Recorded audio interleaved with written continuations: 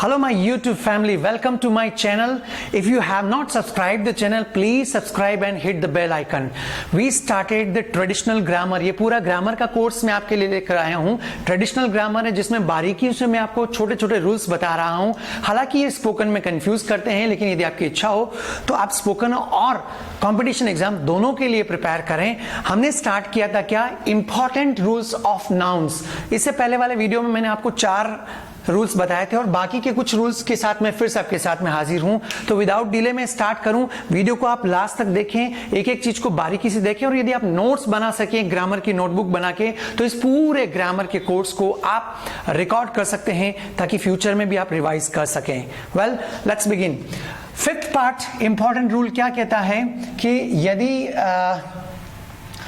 Some nouns only singular and uncountable. हम कुछ काम नाउन ऐसे होते हैं जो सिंगुलर ही होते हैं और वो अनकाउंटेबल होते हैं, उनके साथ आर्टिकल्स ए एंड द का भी प्रयोग नहीं होता है, उनको सिंगुलर की तरह ही प्रयोग किया जाता है. जैसे फर्नीचर, फर्नीचर्स नहीं करना है. इंफॉर्मेशन, हेयर, एडवाइस, एडवाइस है, ये एडवाइस नहीं है, एस लग जाएगा तो वो वर्ब बन जाएगा. Poetry, scenery, business, knowledge, luggage, baggage भूल गया, बैगेज भी लिख देना. Stationery, bread, language, money, wastage, jewellery. ठीक है, ये वो नाउन्स हैं जो सिंगुलर में ही काम में आता है और ये अनकाउंटेबल है. जैसे यूज करना कितना फर्नीचर है तो हाउ मेनी फर्नीचर्स नहीं आएगा, हाउ मच फर्नीचर ही आएगा. राइट, ये टोटल क्या है, अनकाउंटेबल, और ये सिंगुलर में ही काम में आता है. ओके, जैसे एग्जांपल से समझे. I have no information about his residence. जैसे मैं आपसे क्वेश्चन पूछ रहा हूं, do you have information about his residence, तो आप क्या बोलोगे, आई हैव नो इंफॉर्मेशन. कुछ लोग इसको बोलते थे I have no informations, that is grammatically incorrect. तो I have no information about his residence. Next, his hair is black. कुछ लोग ये सोचते हैं कि बाल तो बहुत सारे हैं तो R आना चाहिए, his hair are black. No, ये सिंगुलर टर्म में ही होता है और अनकाउंटेबल में ही आता है. तो क्या आएगा, हिज हेयर इज ब्लैक. हाँ, हेयर के साथ में यदि काउंटेबल संख्यात्मक एडजेक्टिव यूज करते हो तो हेयर्स हो सकता है, जैसे 1 हेयर, 2 हेयर्स, 3 हेयर्स, 4 हेयर्स. वो काउंटेबल टर्म्स में बता रहे हो तो वहां पे यूज कर सकते हैं, वो एक एक्सेप्शन है. बाकी ऐसे ही नॉर्मली यूज करना तो इसका प्लूरल नहीं बनेगा. Next, She transported her furniture by train. तो बहुत सारी चीजें, लेकिन फर्नीचर अपने आप में क्या है, एक सिंगुलर नाउन है, तो यही फर्नीचर्स नहीं आएगा, क्या आएगा, सिर्फ फर्नीचर. बोलिए, she transported her furniture by train. यदि आपको बोलना भी सीखना तो इन सेंटेंसेस को मेरे साथ में आप 2-4 बार रिपीट कर लें ताकि ये आपकी जबान पे भी आ जाए. और यदि रिटर्न सीखना तो आप अपनी नोटबुक में इसको नोट कर लें. Next, do you have knowledge of grammar. ठीक है, तो नॉलेज ही आएगा, नॉलेजेस मत कर देना इसको, है ना. How much knowledge do you have आएगा. हाँ, लेकिन इनके साथ में if necessary to make singular and plural तो इसके साथ ऐड करना दूसरे वर्ड्स. यदि इनको सिंगुलर प्लूरल के, कुछ लोग कहते हैं सर इनका फिर सिंगुलर प्लूरल यूज करना तो कैसे करेंगे, तो उनके साथ कुछ वर्ड्स ऐड करने हैं. जैसे एग्जांपल से समझिए, she gave me a piece of information. अब ये सिंगुलर की तरह काम में लिया है, अ पीस ऑफ इंफॉर्मेशन, ये पूरा एक ही एक्सप्रेशन है, अ पीस ऑफ इंफॉर्मेशन. अब इसकी जगह प्लूरल यूज करना तो पीस का पीसेस कर दीजिए. All pieces of information given by him were reliable. मतलब जो सूचना सारी उसकी तरफ से दी गई वो रिलायबल थी, विश्वसनीय थी. Next example, many kinds of furniture are available in that shop. अब काइंड्स, इसका ये प्लूरल रूप में ही यूज किया जा रहा है, काइंड्स ऑफ प्रेपोजिशंस. राइट, तो ये मोर देन वन की बात कर रहा है. Many kinds of furniture are available, are का प्रयोग करेंगे यहाँ पे, काइंड्स आ गया इसलिए.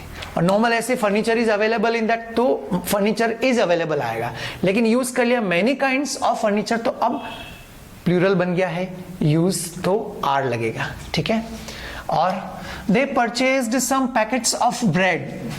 ऐसे बोलना है, ब्रेड इज नॉट अवेलेबल. ठीक है ना, ऐसे यूज करते हैं ना, ब्रेड अवेलेबल नहीं है, तो वो सिंगुलर के तौर पे यूज करेंगे. लेकिन यदि ऐसे बोल रहे हैं पैकेट्स ऑफ ब्रेड, तो अब पैकेट्स क्या हो गया, वो प्लूरल को का फील दे रहा है. तो next, some items of office stationery, stationery वैसे सिंगुलर है, ऊपर लिखा था मैंने, और प्लूरल में यूज करना तो क्या आएगा, sorry, some items of office stationery, my god I am sneezing. तो some items of office stationery means office stationery के कुछ आइटम्स। तो आप शॉप पे गए, उसको क्या बोलोगे, please show me some items of office stationery. ठीक है, हेयर का मैं बता चुका हूं। हाँ, नेक्स्ट, तो ये 5th रूल है। 6th रूल में है कि नाउन जो अर्थ में प्लूरल है, नाउन्स जो अर्थ में प्लूरल है बट उनके साथ में एक निश्चित संख्यात्मक विशेषण यूज किया गया, मतलब डेफिनेट न्यूमरल एडजेक्टिव यूज किया गया है, यूज होता है, तो उस केस में उसको प्लूरलाइज नहीं करना है, मतलब उसको प्लूरल नहीं बनाना है। बना सकते हैं, उसकी अलग कंडीशन है, उसको नीचे बता रखा है, अभी चलते हैं। जैसे dozen, 100, 1000, million, billion, pair, stone, gross, score, इनके साथ में यदि ये दे रखा हो तो इनको प्लूरल नहीं बना। जैसे एग्जांपल समझिए, you have 3 pair of shoes. अब संख्यात्मक विशेषण दे रखा है तो आदमी देखते ही बोलेगा 3 आ रहा तो पेयर्स हो जाना चाहिए, नहीं होगा, यही आएगा, you have 3 pair of shoes. यार तेरे पास तो मतलब जूते की 3 जोड़ियां हैं। He has 200 rupees. अब 2 देखते हंड्रेड्स कर देते कुछ लोग, नहीं आएगा, रुपीज काउंटेबल है आगे, इसलिए ये संख्यात्मक विशेषण यूज कर रखा आगे। तो बोलिए he has 200 rupees only, means उसके पास सिर्फ 200 रुपए हैं। और बोलिए आई परचेज्ड 4 डजन पेंसिल्स। अब 4 को देखकर डजन्स मत कर देना, आई परचेज्ड 4 डजन पेंसिल्स। ठीक है, दे हैव डोनेटेड 2000 रुपीज, 2000 मत कर देना, ठीक है ना।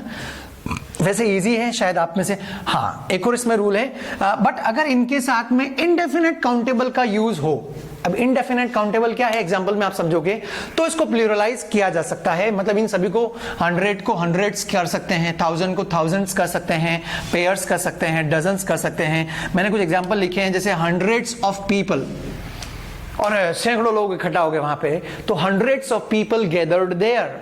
ठीक है, मैनी पेयर्स ऑफ शूज, कई सारे जोड़ियां उपलब्ध हैं, many pairs of shoes are available here. तो वहां पेयर्स की, मैनी पेयर्स काउंटेबल आ गया ना, ये मैनी आ गया, तो क्या बोला इनको, इनडेफिनेट काउंटेबल, ये इनडेफिनेट काउंटेबल ही की तरह ही यूज कर रहे हैं। Next, dozens of woman came, dozens of woman, ठीक है, तो इस रूप में यूज कर सकते हैं, यहाँ पे डजन का डजन्स बना सकते हैं, वुमेन की बात कर रहे हैं, सिंगल की बात नहीं कर रहे हैं। मिलियंस ऑफ डॉलर्स, ठीक है, तो इन सब के रूप में, मतलब नाउन जो अर्थ में प्लूरल बट निश्चित संख्यात्मक रूप था, तो वहां पे तो हमने यूज नहीं किया इनको।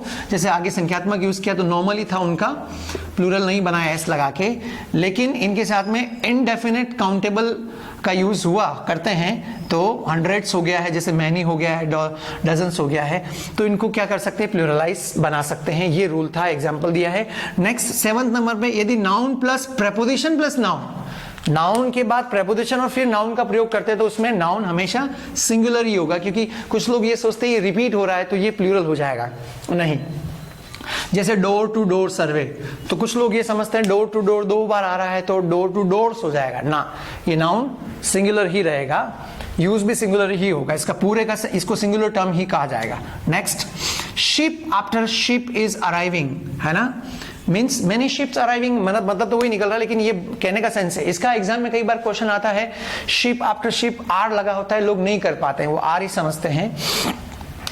Town after town devastated, means devastated मतलब जैसे युद्ध में कई बार शहर के शहर तबाह हो जाते हैं ना, तहस नहस हो जाना, डिवेस्टेड मतलब, ठीक है, तो शहर, बहुत सारे शहर बर्बाद हो गए या तहस नहस हो गए।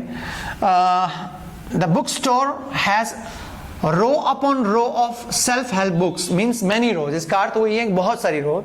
देखा होगा बुक स्टोर में आपने सेल्फ हेल्प बुक के लिए रो अपॉन रो होती हैं।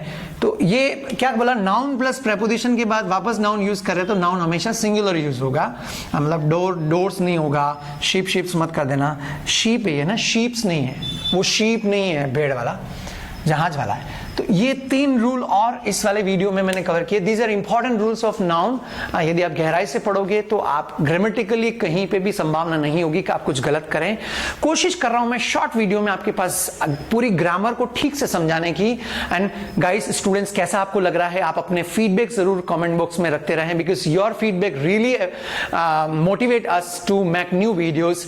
आई think it's enough students. See you in the next lecture with new content. तब तक आप चैनल को सब्सक्राइब नहीं किया तो please subscribe and share this videos with your friends, like, and if you dislike, also dislike genuinely, but be honest and do something. Thank you so much. Please take care.